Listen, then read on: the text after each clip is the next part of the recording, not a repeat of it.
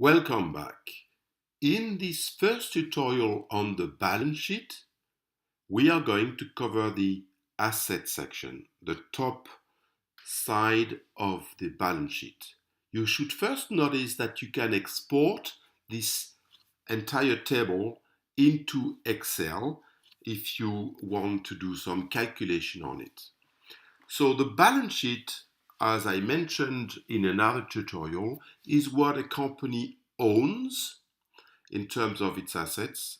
And then later we will talk about the liability and equity, which is what a company owes. So what does a company own? A company can own cash, just liquid cash, in the various currencies that it operates in. It also can own money that will be paid in the future. This is what clients will be paying after they bought from you. This will be called account receivable, and the table indicates when this money will be paid. In this case, 8 plus 1, because we are in period 8. In period 8 plus 1, that is in period 9, there will be this amount paid. So this is what a company owns. It has like a loan on a client. It can own goods that are sitting in the inventory in form of the standard type of chips or the deluxe type of chips, which is the lower grade and the higher grade. This is the same for PCs, standard PCs, deluxe PCs. And that line total is just the sum of the value of the inventory. Notice that this value is the variable cost of this product. If they have been made by you, this line registers the inventory at their variable cost. If you have bought them, this is the value of what you bought, including the transfer cost.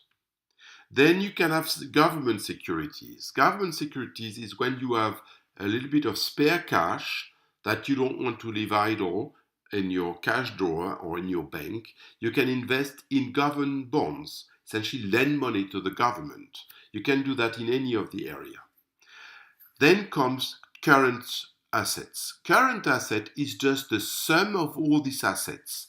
Why are they called current? Because it means these assets can be turned relatively quickly into liquid cash, that is in a matter of 1 or 2 quarters.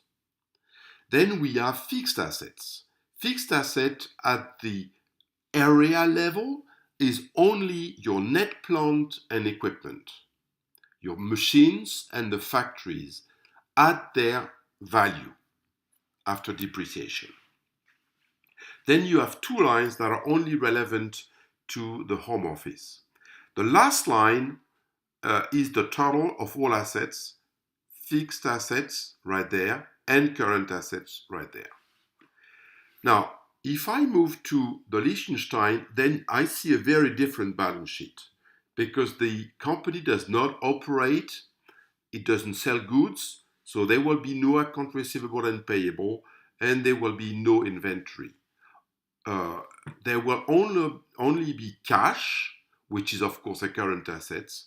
There will be, of course, no plant, no equipment, but there might be intercompany investment. These are loans that your company may have made to another company to help, and this will be considered a long-term loan and therefore a fixed assets.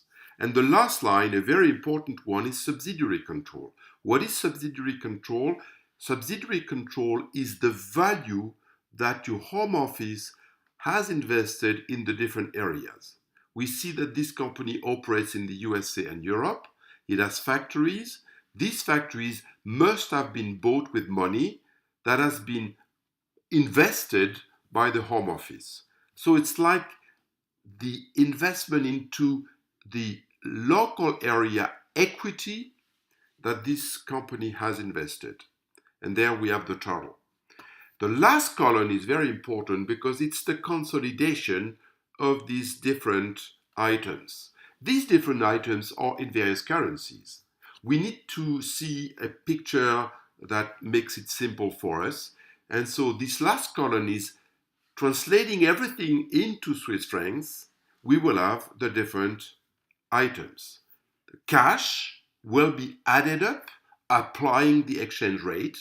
As you can see here, 1.8 is not the sum of 1.5 plus 20,000.